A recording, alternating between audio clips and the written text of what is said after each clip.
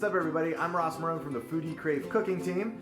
Today I'm going to be showing you the 3-2-1 rib method. If you love the smoked ribs and you can't quite find a recipe that you like, I encourage you to try this one. I've been doing ribs for a long time, and whether I'm cooking for myself or for a group of people, this has always been the recipe that I follow. And I have a very consistent rib at the end of the day, and I think that you'll find that once you get it down and you do it a couple times and you find out your smoker and what it likes when it comes to these ribs, you're gonna like this recipe as well. So here we go. So I got my ribs here ready. I put them in a tin pan here to kind of season them up. First thing you want to do is you're gonna want to score the back of them here. So I just got a knife and I'm scoring the back of the ribs along that fat line, and just kind of opening them up a little bit. So that's really gonna help with when we're cooking them, letting some of the juice flow and letting some of that heat get in the bottom there. You have that nice fat layer here on the back, that skin that's back there, the membrane. So we just want to score through that so it opens it up. Next we want to add just a little bit of oil, and I like to do this just to kind of rub them down. I'll rub them on both sides, like so. Flip them over. Same thing the other way. A little bit of vegetable oil.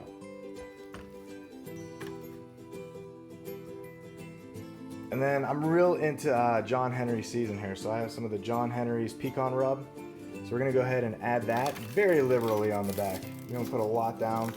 Make sure you coat it. You almost don't want to be able to see the meat. And this is just gonna be for the smoking time we do now. I'm gonna do that on both sides and rub it in. So you see here I got them all rubbed down, both sides.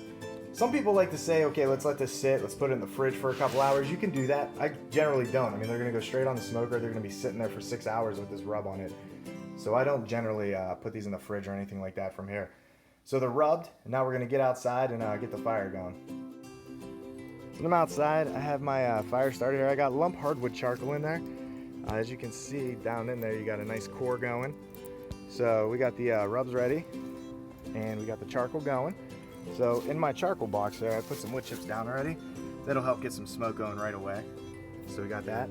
So I'm just gonna go ahead and grab this. I'm gonna dump this in. A lot of heat. So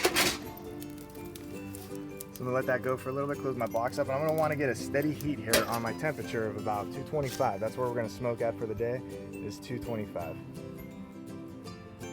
So I got my charcoal going. I'm using hardwood lump charcoal. I have the smoker box here on the side. Nice thing about these smoker boxes is once you get it up to heat, you don't have to keep opening the top and releasing all that heat out. You can just dump in more wood on the side there. So I have some hickory wood chips going underneath there as well. What we're gonna do is open this up. A lot of smoke.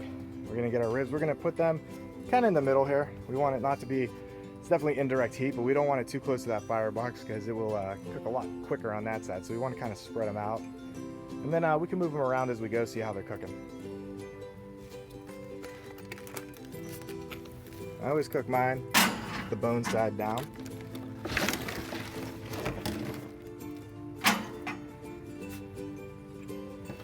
So we got them on. Go ahead and close it up here. This is going to start to 3 hours at 225. That's what we're going to cook at, is 225 the entire time. Just want to keep our eye on that heat and make sure that it stays that way. So the smoker box, I mean, it becomes a delicate balance of knowing how much air you want to flow through. So you kind of got the smokestack on the side here that you could open up and close. That helps control the amount of heat that's going through as well as the airflow. And then on the side of our smoker box, we have another little attachment down here that we can move side to side. Now this part gets really hot, but that's a good way, again, to keep that air flowing. Keep a little bit of air on the charcoal, keeps it nice and hot. So 225 is our target. And if it gets too high there, we're at about 250 right now because we just threw them in. I would just close up on my chimney, my little chimney up there, and keep that heat right where I need it to be. So we'll watch this for the first about 45 minutes until we get it right where we want it. So we are now at the end of the 3 hour mark. So I'm actually gonna do is take these and throw them in this tin pan. I put a little bit of apple cider in there with some seasoning, and there's some barbecue sauce, and I'm actually gonna cover these in barbecue sauce and then cover it with tin foil and stick it back on here, and that'll start the next 2 hours of the cook. So we just got done with our 2 hours. You see the ribs are nice and juicy there. Got very wet when they're wrapped up in that tin. So now they just come out. You can see that the bones are starting to pull away from the meat. That's good too. So we're gonna do our last hour up here. I added more smoke and more charcoal to my box down there. See a little fire going. So one more hour, tighten them up a little bit, and then when we're done, we're just gonna wrap them, and we're gonna keep them wrapped until we're ready to cut them and eat them. So that's where we're at. See that I've completed my last hour of the 3-2-1 method, and these ribs have a nice bark going on the outside of them. Bones have been pulled back for sure there, so they are definitely ready to go. So for now, what I like to do is I'm going to put them back in the tin pan. You could also wrap them in tin foil, and then I'm going to stick them in a cooler, or I'm actually going to put them in a spot where they're going to be nice and contained and be able to stay warm for the next up to an hour, and they'll retain all of their heat. So then when you're ready to cut them, they just fall apart. And then you can serve them how you want. So this has been the 3-2-1 method. I hope you try it, and I'd love to hear from you and see what you think. So share it with us on Facebook. That's facebook.com/foodecrave.